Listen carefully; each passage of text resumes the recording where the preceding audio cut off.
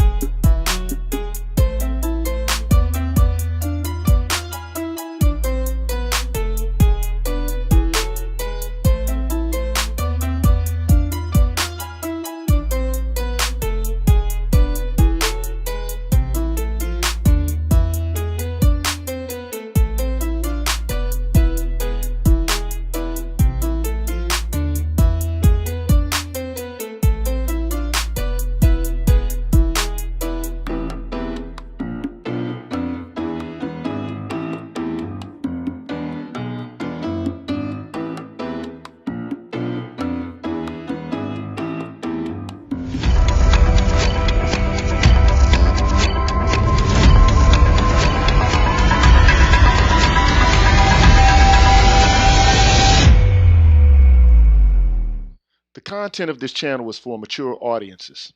Parental discretion is advised.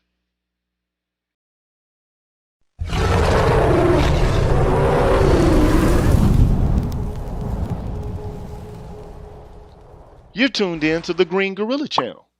Please make sure to like the video, subscribe to the channel, and hit the bell notification button.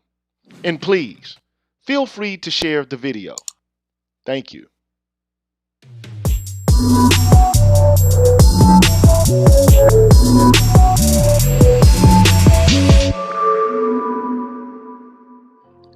What's good, everybody? I'm the GwithaPhD, and you're tuned in to the Green Gorilla channel. It's the place where black men can express themselves freely, straight up, no chases. And before I get things started, I want to give a shout out to all of the members of the Green Gorilla channel, the people who help me to pay the bills and to keep things going.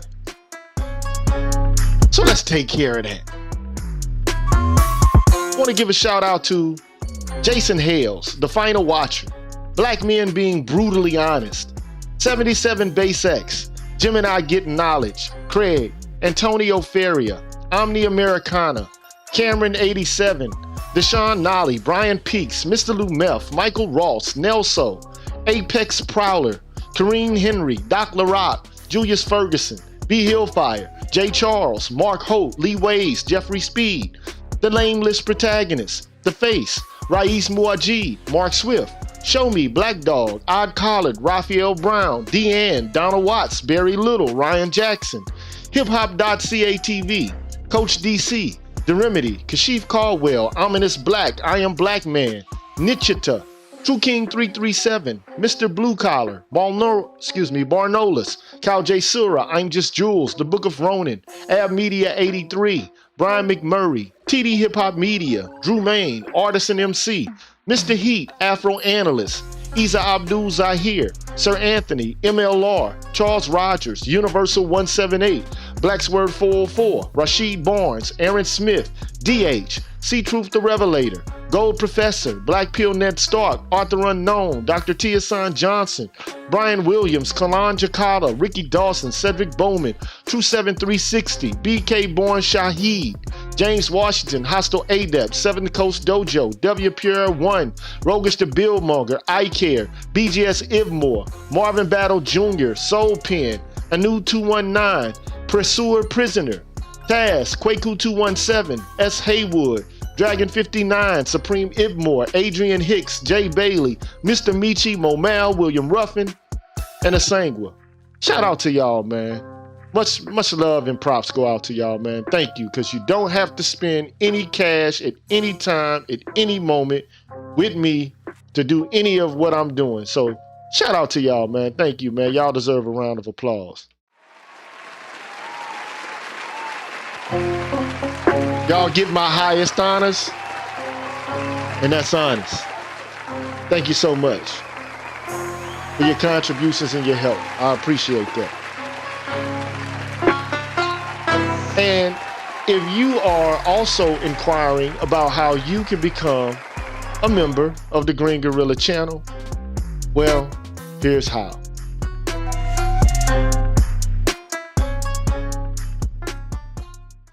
Oh, I screwed that up, didn't I? Well, bloopers, here's how. What's good, everybody? I'm the G with a PhD, and you're tuned in to the Green Gorilla channel, the place where black men can express themselves freely. Straight up, no chaser. Today, I want to introduce you to my new membership program that consists of 5 levels where you can invest in the Green Gorilla channel on a monthly basis and receive level-specific perks. Memberships are special because they improve the quality of the content of the channel and will help me to be able to keep the channel going. Now, to participate in the Green Gorilla channel membership program, all you have to do is hit the join button, which is located right next to the subscribe button on my channel page. Now, for all of my subscribers who decide not to participate in my membership program, nothing will change. The content will keep coming the way it always has. Thanks for watching, and be careful out here, people. Bless. Yeah, man. I'm back. And so the title of the show for the day is It Was Honorable and Explainable When They Did It. Now, what is the it I'm referring to? What was it that was honorable and explainable when they did it? Let's start with the they. The they is white men. It was murder. Murder is what I'm talking about. Killing, white on white male violence is what I'm talking about. It was honorable. It was explainable. It was defended. It was a social practice. And it was, to them, honorable. It was to them respectable. It was to them necessary. But when it comes to black folks who do anything similar, what is it called? Nigga shit. Oh man, I'm gonna hit you today and you ain't gonna like it. So let me issue a trigger warning. If the content of the channel is of a nature or kind that you might find to be morally, politically, ethically, or intellectually objectionable, here is your path to depart now. Here's your chance. You don't have to listen. All I'm trying to do is give you a message from my point of view. You might not like my point of view, and I'm fine with that. I'm fine with it. But what we don't have to do is what these white guys did when they had disagreements with each other, which was to go at it with guns and swords and knives and sticks. We don't have to do that. We can imagine ourselves as a new breed of men who can hash things out intellectually. If it's possible. Sometimes it seems like it's not possible, but I hope that it is possible, potentially, for us to express opinions and ideas and viewpoints without incurring what in the subculture of violence literature would be called disputatiousness. Disputatiousness to the point where I'm gonna kill you. Really? I'm gonna beat your ass, nigga. Really? Why? Because you didn't like my idea. You didn't like the tone of my voice. You were hot and bothered. Your lining of your underwear got caught in the crack of your... Oh, man. But hey, okay, all jokes aside. There is a conception about black people that when we do things, it's nigga shit. But when white people do it, it's respectable and honorable, explainable, reasonable. Black people do it, nigga shit. White people do it, well, this men being men. White people do it, just men defending their honor. Black people do it, them just some dumbass, despicable, ignorant nigga. They need to be put to jail, to death. But hey, truth is stranger than fiction. It is. And the truth of the matter is, on an ongoing basis, when white men would have issues with one another, what they would do is they would challenge each other to a duel to the death. Oh, you want to start talking about beating people's asses and shit? Okay, well, you know what? I challenge you to a duel to the death, sir. And if you didn't show up, you were considered to be a coward. You're a pusillanimous man because you could shout and make me wanna shout and scream and talk tough, but there were consequences to talking tough. There were consequences that came along with slander and derision and threats. Oh, if you're gonna make a threat, you're gonna make good on the threat, sir. To the death. Now, in no shape, form, or fashion am I here to say that this is a practice that black men should be engaging in. That's not what I am doing. But I am saying I'm going to describe what white men did do. And I'm also going to describe what a lot of black folks do now. in reference to the character, the value system, the morality, the ethical code of the so-called black people who currently engage in this behavior. And don't get it twisted, white men still do this. Although maybe not as often as it used to be done, they still do it. Black people do it, nigga shit. White people do it, they're defending their honor. So let me just get into what it is that I came here to do. And what I came here to do is basically read an article about dueling. And you make up your own mind, you make your own judgment.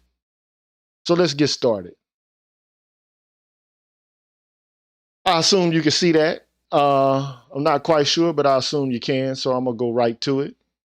Duel. Defenders of honor or shoot on sight vigilantes. Now, I don't know if you know what on sight is, but there was a rap group, the Dog Pound, Dance and Corrupt. They had a song, On Sight. It's on sight. I'm shooting at the first thing in sight. Motherfuck you, your homeboy, your hood. Fuck y'all bitch made ass niggas. It's on sight.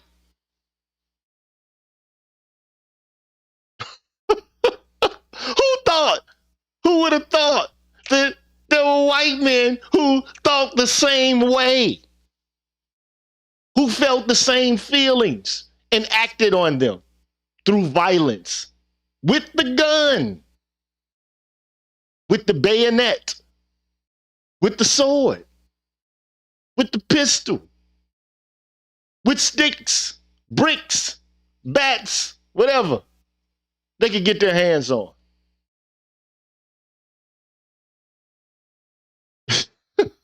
So the article is old. Smithsonian Magazine. I'm pretty sure you've heard of Smithsonian. Defenders of honor or shoot on sight vigilantes. Even in 19th century America during the 1800s, it was hard to tell. So it's an old article. But here we got a picture of old Honest George, a killer, because he was a general. So generals are killers, by the way, just in case you didn't know. He was a revolutionary, which means he was a lawbreaker. He broke the law of the crown in revolting against the crown, and he killed and ordered people to kill. But that's in the context of the military, not in the context of dueling. So, old George doesn't get typecast as a duelist. But let me read excerpts from this article to you, and then you make up your own judgment as I react to it. So the article's written by Ross Drake, and it starts off as the story, as Parson Weems tells it, is that in 1754, a strapping young militia officer named George Washington argued with a smaller man, little guy, a William Payne, who made up for the disparity in size by knocking Washington down with a stick. So, whatever disagreement they had, you had a little guy, Mr. Payne, who was like, okay, he might be bigger, but I bet you this stick will put his ass on the ground. So he knocked Washington down with a stick. And this is the militia officer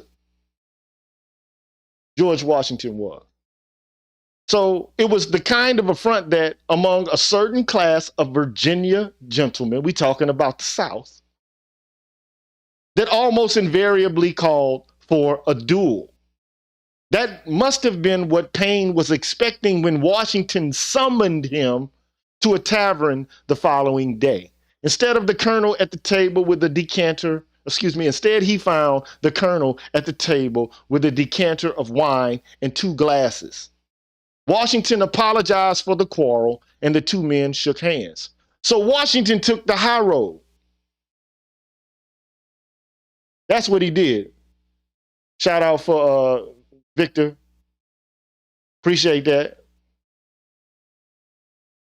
For the Cash App. Appreciate that. So Washington took the high road, which is honorable to me. But not all men did. Now, this is a story, okay? So whether or not this actually happened, and some biographers believe that it did, is almost besides the point. Weems' intention was to reveal Washington as he imagined him, a figure of profound self-assurance, capable of keeping an overheated argument from turning into something far worse. At a time in America when the code of the duel was becoming a law unto itself, such restraint was not always apparent. Alexander Hamilton, one of the drafters of the Constitution, one of the founders of this country, was the most celebrated casualty of the dueling ethic, having lost his life in a feud with Aaron Burr on the fields of Weehawken, which is in New Jersey. But there were many more who paid the ultimate price. How many people were involved in these kind of conflicts amongst men? Newspaper editors, congressmen, signers of the Declaration of Independence, senators.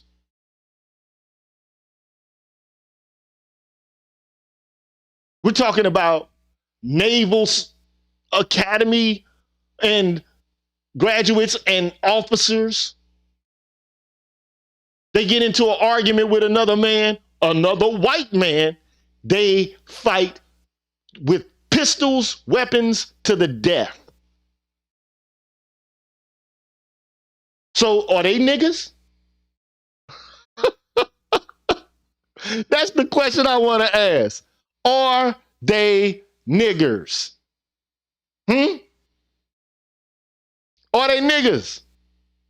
Do you deem them to be niggers? That's nigger shit? That's the question.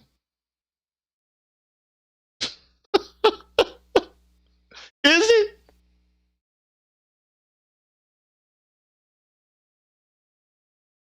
To his lasting embarrassment, Abraham Lincoln barely escaped being drawn into a duel early in his political career. And President Andrew Jackson carried in his body, a bullet from one duel and some shot from a gunfight that followed another.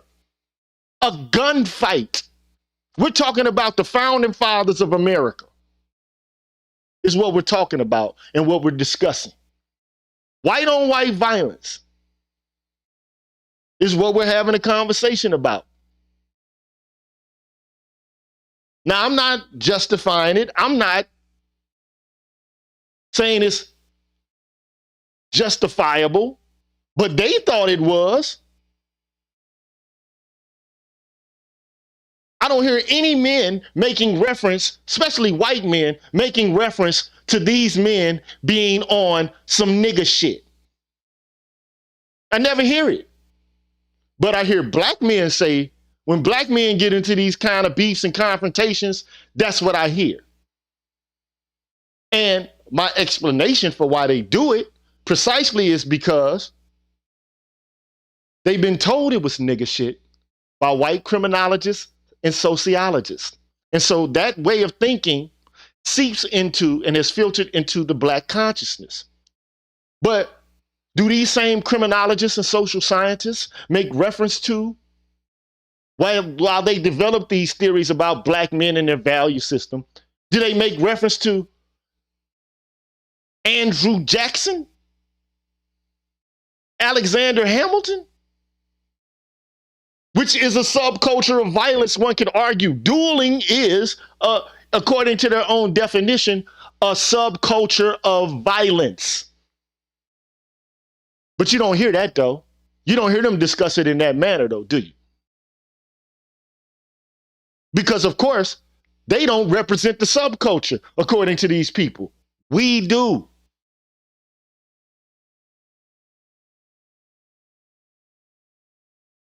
Anyway, the tradition was taken hold or had taken hold in Europe several centuries earlier. So it wasn't just happening in America, it was happening in Europe.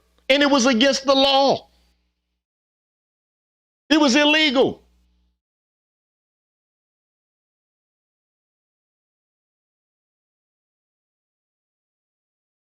Although it was forbidden by law, social mores dictated otherwise. So they had social values that were against the law that said that this is an honorable thing to do. During the reign of George III, from 1760 to 1820, there were 172 known duels in England, probably more, and very likely many more that were kept secret, resulting in 69 recorded fatalities. Recorded fatalities. We're talking about in 1760, man. What was the police force like in 1760 through 1820? You think the boys in blue could get called on 911 and they're going to be there where there's a beef between men? I doubt it. I doubt it. At one time or another, Edmund Burke, William Pitt the Younger, and Richard Brinsley Sheridan all took the field. These are people of prominence in European culture. They don't get referred to as pookies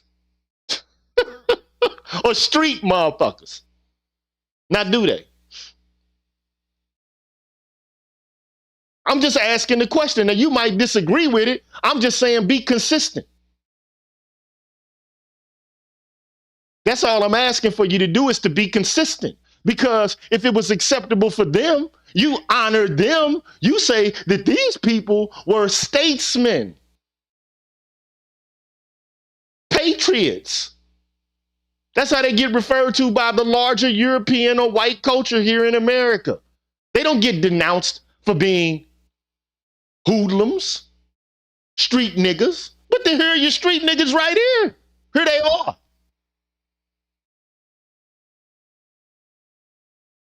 Now tell me I'm wrong. It's the same activity. Tell me I'm wrong. What way am I wrong about this?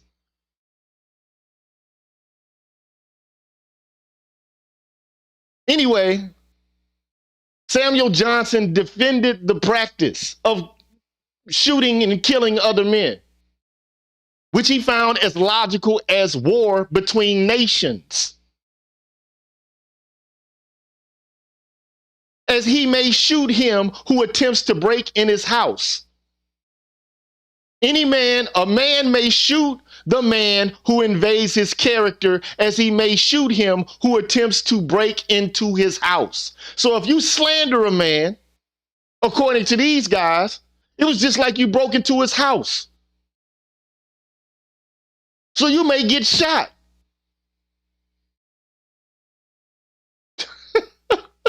There your street dudes is right there. As late as 1829, the Duke of Wellington, then England's prime minister, felt compelled to challenge the Earl of Winchelsea. So we talking about an English prime minister. Oh, you talking shit? Let's get it. Fuck you. Oh, fuck you. Okay, let's fight to the death. On what account? He was soft towards Catholics. That was enough to prompt a gun battle.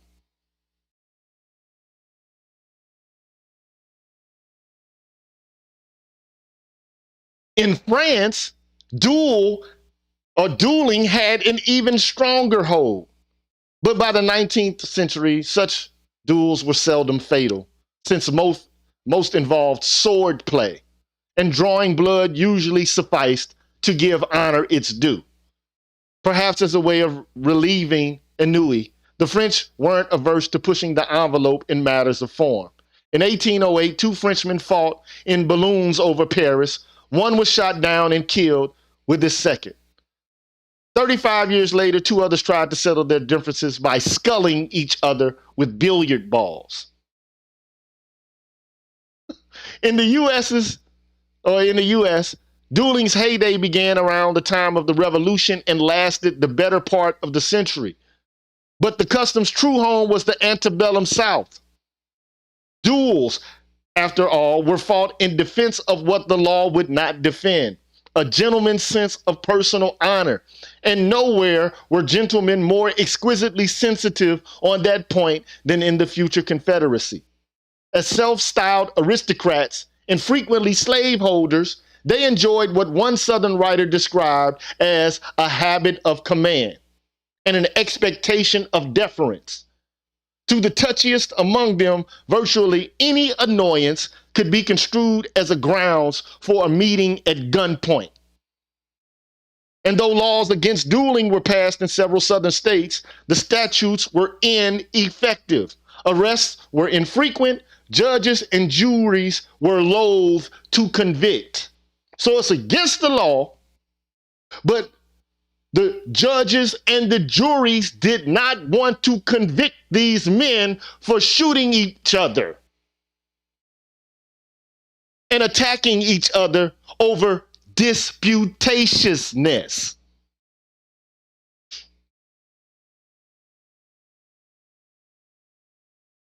But when it comes to us, that's some nigga shit. To them, it's some gentlemanly shit. It's some honorable shit. I just need for you to explain to me how you reconcile the same kind of activity. It's some nigga shit for us. It's honorable and gentlemanly for them. I'm not saying that we should be doing this. I'm not saying that at all. So don't try to come to me with, I'm justifying this behavior, because I'm not. I'm saying be consistent. And I'm asking for them, first of all, to be consistent, because as far as I'm concerned, if black people in this country, which are a fabrication and a cultural creation of Western culture, we didn't start this culture, we just operate under its confines. If we learn this shit, we learned it from them.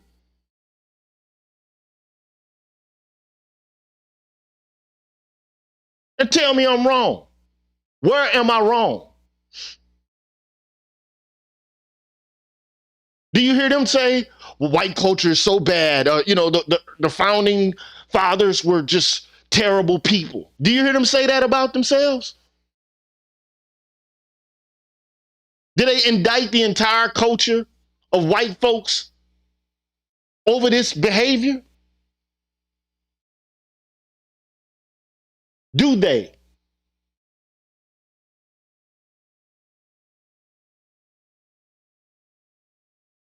In New England, on the other hand, dueling was viewed as a cultural throwback, and no stigma was attached to rejecting it. So in New England, they didn't like dueling, okay? Despite the furious sectional acrimony that preceded the Civil War, Southern congressmen tended to duel each other, not their Northern antagonists, who could not be relied upon to rise to a challenge. In other words, they were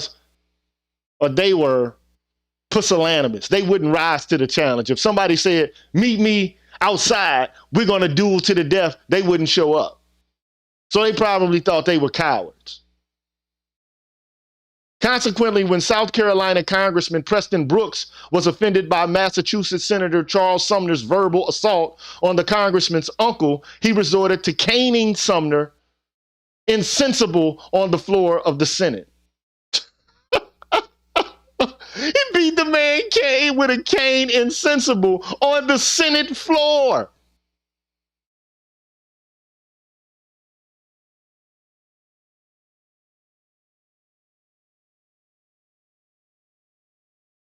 He caned him insensible on the Senate floor. His constituents understood. Well, hey, man, you shouldn't have said that, bro. Like, they understood it. They rationalized it. It's explainable. It's understandable. Oh, I get it. I see why he did it.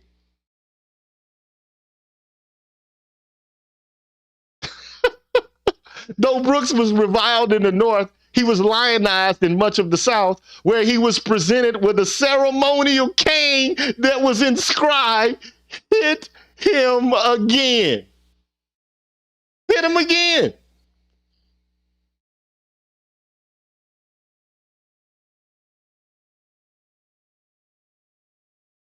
So anyway, Brooks said he used the cane rather than a horsewhip because he was afraid Sumner might wrestle the whip away from him, in which case Brooks would have had to kill him. He didn't say how. Anyway, many who took part in the duel professed to disdain it. Sam Houston, which the city of Houston is named after, opposed it. But as a Tennessee congressman, he shot General William White in the groin.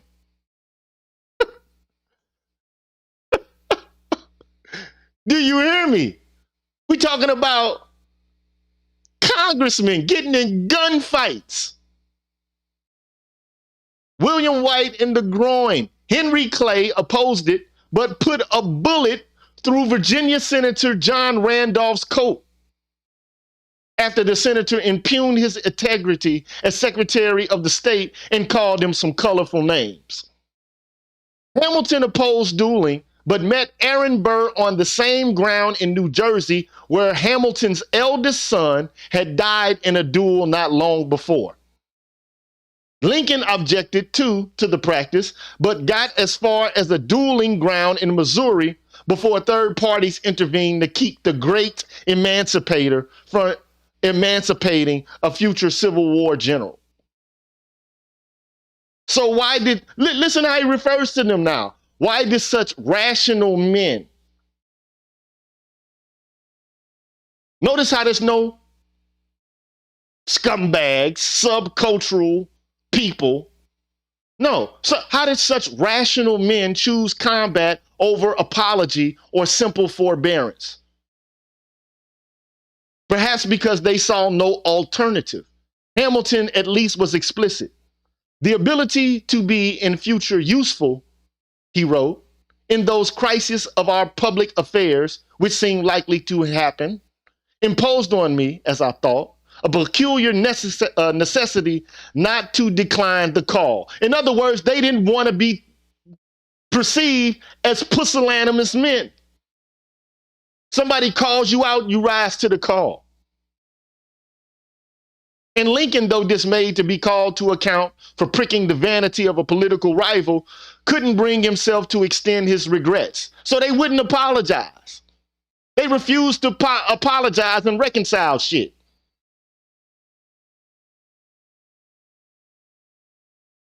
Pride obviously had something to do with this, but pride compounded by the imperatives of a dueling society. For a man who wanted a political future, walking away from a challenge may not have seemed a plausible option. So you can't be a statesman if you get called out and you cower at the call.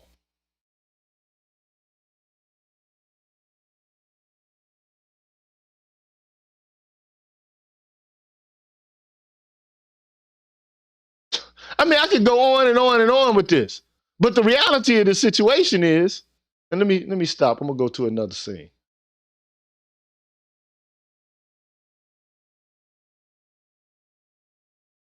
Let me go back to the main scene.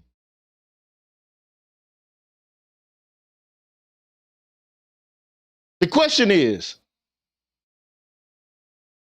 why is it nigga shit when black people do it, which one can argue for the very self-same reasons that these men did this shit, might be some of the same reasons that you got black men doing the same thing. I'm not justifying it. I'm explaining and describing it.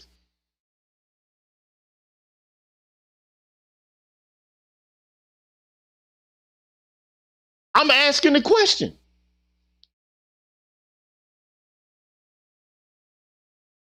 I'm asking the question.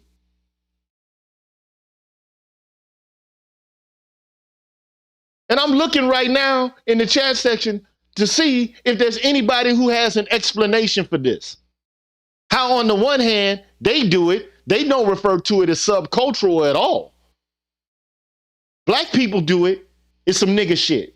White people do it, well, they're just defending their honor. Black people do it, oh, them niggers.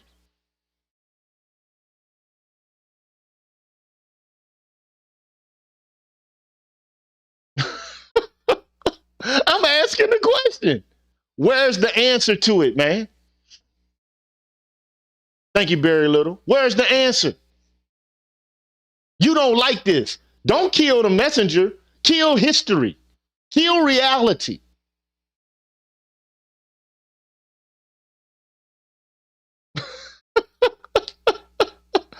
Damn, man, there's some crazy shit going on with OBS right now. It's got a splash of some shit coming on, man. But I'm like, look, whoa, what? It's you. Look, all I'm trying to do is point out it's inconsistent for them to issue these kind of critiques against us when they were engaged in the very self-same behavior.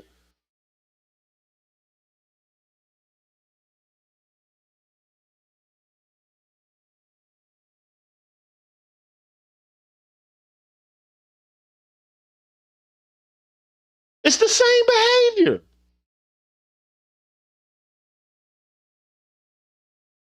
Thank you, man, Friday. It's the same behavior. White people do it, they're defending their honor. Black people do it, some street shit. I'll need somebody, especially those guys who consider themselves to be denouncers, dehumanizers, and stigmatizers of, the street dudes. Where you at? Because this is not a fight over anything serious for real. It's just like somebody said some shit about me. Oh, you gonna say something slick about me? Oh, it's time for you to get killed. I'm gonna kill you.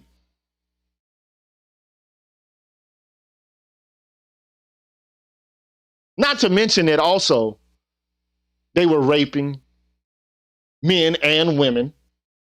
They were enslaving men and women, committing acts of genocide against the autochthonous population of the Americas.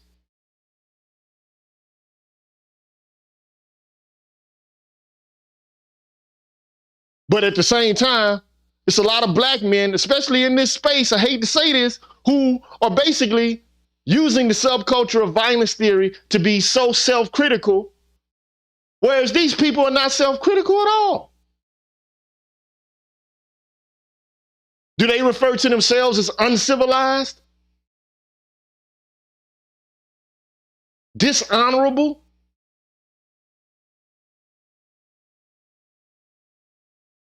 I'm just asking the question, because where you at? Because you're going to have to denounce these men as well. You can't just denounce your own kind and say, them some niggas, them some pookies. We need to get rid of them. When the very people who founded this country was on some pookie shit.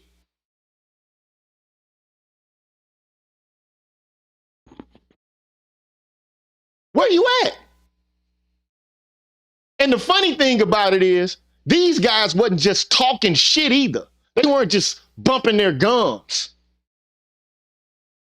But that's a difference, though, between social media beef and this kind of beef. This kind of beef was real beef. And I've seen it 100 times in the hood. Oh, you popping off at the mouth? Okay. You gonna disrespect me like that? All right. Okay, buddy. I'll be right back.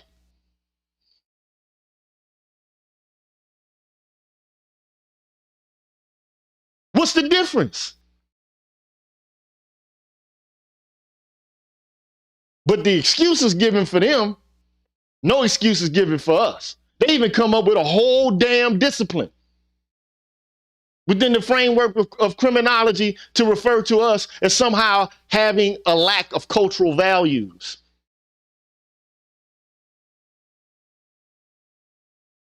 I'm just asking the question, where are you guys? Where are you at?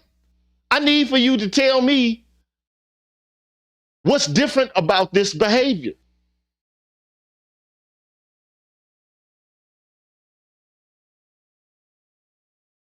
I'm waiting for you to tell me.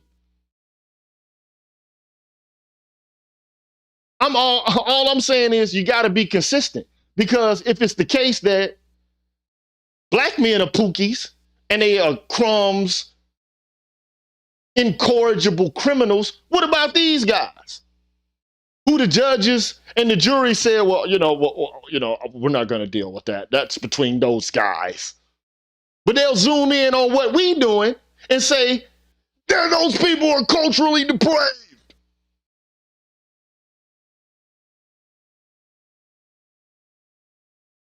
I'm asking.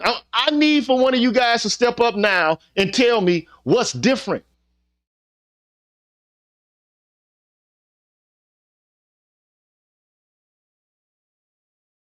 Where you at? Explain to me how it's different. But I know I'm going to get cricket, so it ain't no need for me to ask the question, because I already know what the answer is as far as my estimation. I could be wrong, but here's the deal, man. A lot of guys, man, have negative opinions about black people because they've been taught to hate black people. They've been taught to hate everything about black culture. Everything. Because they see black people through white eyes. That's my guess. Now, am I justifying going out and killing men? Not at all. Because I think that's the loss of precious human capital. But I'm saying, damn, well, where's all the smoke for these guys? They don't even give smoke to each other. But we give smoke to each other over this, I think, only because we also not only see the world through white eyes, we are yearning for white people's approval. Yes, the boss say, yeah, but them niggas ain't shit, is they? No, they sure ain't. They looking for white approval. But you know what that is, right? Hate to do it. You know what that is. You know what it is, man. It's the dancing Daffy, man. I ain't gonna even show it. But that's exactly what it is. It's step and fetch it behavior. Now, how do you remedy the situation? Now, there are a lot of ecological, structural factors that have contributed towards black men having this kind of animosity towards one another. Men historically, when they get into beef, they hit each other or threaten each other. But then at the same time, everybody wants to act so civilized, like they're above the fray. They're above the riffraff. Are you?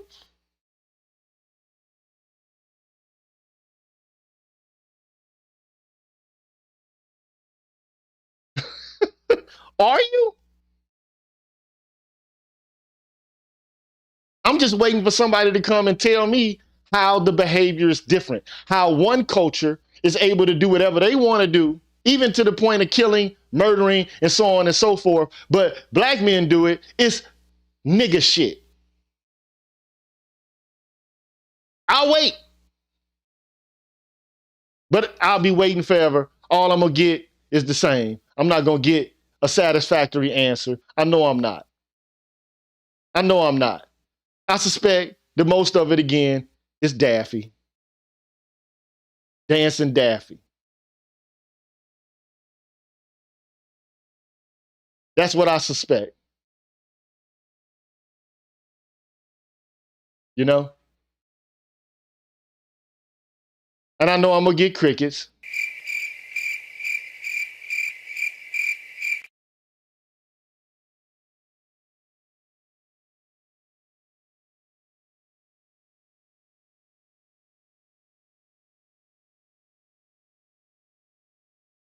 But I'm hitting you with I'm hitting you with a dose of reality.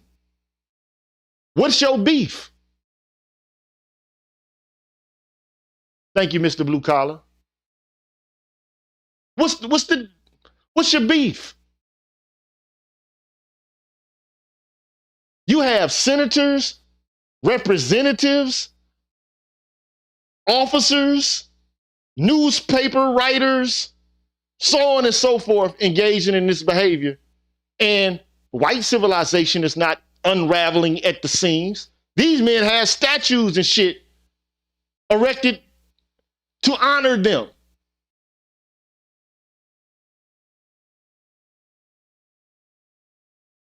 But on the other hand, it's a bunch of smart Negroes or self-appointed, statesmen and, future leaders of men and such that have all this negativity and venom and vitriol against specific kinds of black men. Where's the vitriol for these guys? Where's the smoke for those guys?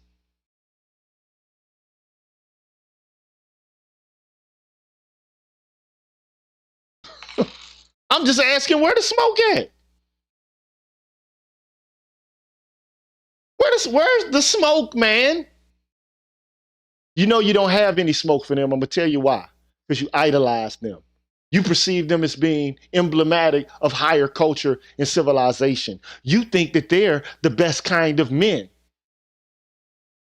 You think they're civilized. You've been taught that they're civilized. They've told you that they're civilized and you're not civilized. And that the things that you do that they've done are, a facsimile.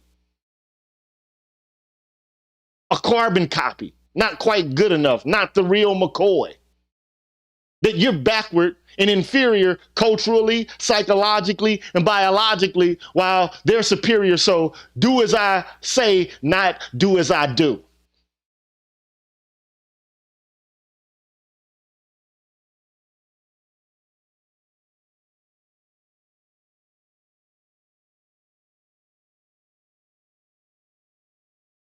And I'm just being real.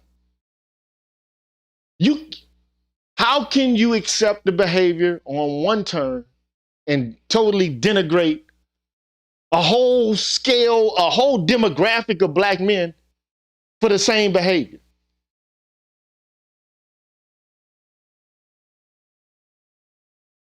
My only thing is you either see the world through white eyes or you're genuflecting in front of white folks, virtue signaling and grandstanding, trying to demonstrate that you're not like them. I'm not like them. It's the same shit black women doing who are feminists. Oh, I'm not like them. Therefore, I need to be accepted. At the end of the day, you're still a nigga to these people. But not in your mind.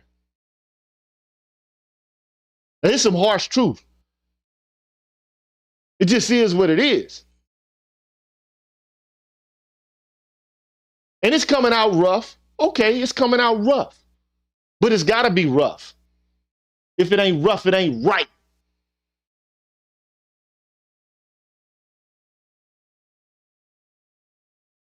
I feel you, bruh.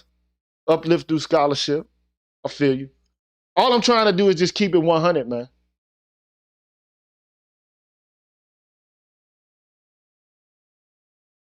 Do I think that this behavior is unnecessary? Of course I do. I'm trying to make peace amongst men, especially even in this space. Which I've heard men in this space go off on each other, threaten each other with physical harm, curse each other out. But I know one thing, these guys do not expect a reprisal. They don't expect consequences to be associated with the Twitter finger toughness, the social media toughness. They don't. Where I'm from, man, I remember vividly, man, as a young boy growing up on Kasut, which is one of the most sinister places to live in the city of St. Louis, Kasut and Fair, man. A young boy. Couldn't have been more than 10 years old. This one guy on the block told another guy, I'm going to beat your ass. Now, The one guy was huffing and puffing and talking, but the brother of the guy who he told he was going to kick his ass got behind him, and his brother was standing in front of the guy, but he got behind the guy talking shit. His brother pushed him over. He fell on his back, and they proceeded to beat the shit out of him and stomp him. They didn't get angry. They didn't get mad. They didn't return insult for insult. As soon as he said, I'm going to beat your ass, they set up the downplay. They set it up. And when I, had a conversation with him, like, why you do old boy like that? He said, we don't talk tough. We do tough shit. That's what we do. And it stuck with me. It resonated with me forever. It never left me. Damn, don't talk tough. But when the occasion arises, fuck a motherfucker up if it's necessary. Hopefully it's not necessary. I always try to smooth over, like George Washington, any beefs with other men. Because to me, I like Psalm 133. I want brothers to dwell together in unity, because to me, that's pleasing. I'm here to kick it, man. I want to drink brews, talk shit, play some cards, play some chess or something, spot out some chicks or something and chill, man. I ain't got time for all this bullshit drama with guys posturing and posing, trying to perform masculinity. To me, it's foolish. But apparently, some of the white founding fathers of this country were just as foolish as some of the guys that you call Pookie and Ray Ray.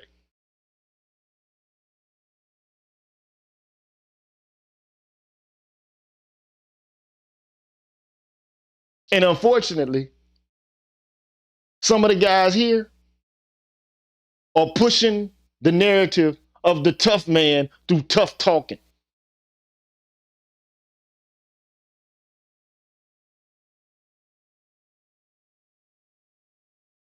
But the one difference is with the duel is that these men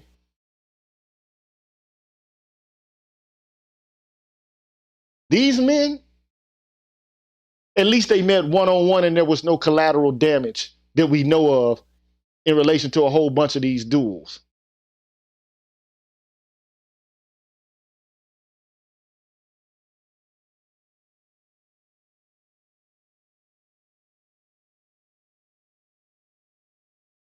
Maybe perhaps, maybe perhaps we need to bring the duel back so motherfuckers will stop talking because they'll know there'll be consequences.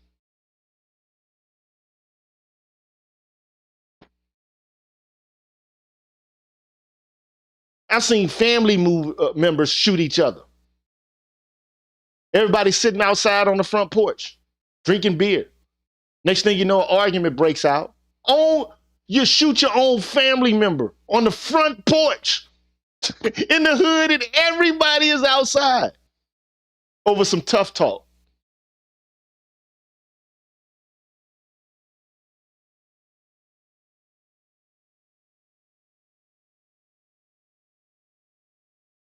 But my question again, and you can leave a comment in the video because I'm about to get up out of here. I'm almost at an hour mark. I ain't going to be here all night.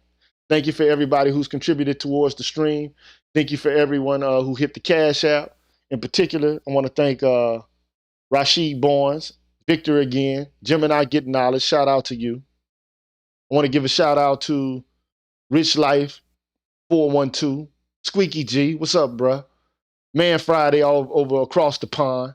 BGS Ibmore. Shout out to you, man. Shout out to Mr. Blue Collar. Appreciate you. Again, shout out to Barry Little, who kicked it all off. And look, you don't have to support me, but when you do, I appreciate it. I'm calling for more peace in the space. And I'm also calling for men in the space to be more understanding of history, of empirical facts about the world, and to not to be so hard on one another. That's all I'm asking for.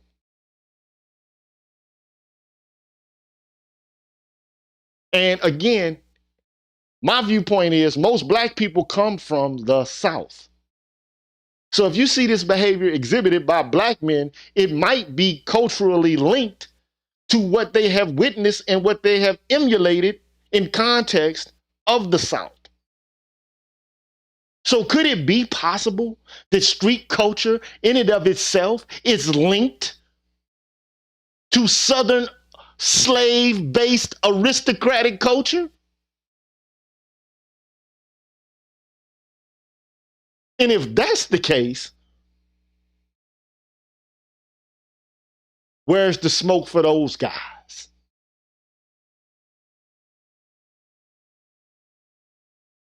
Where is it?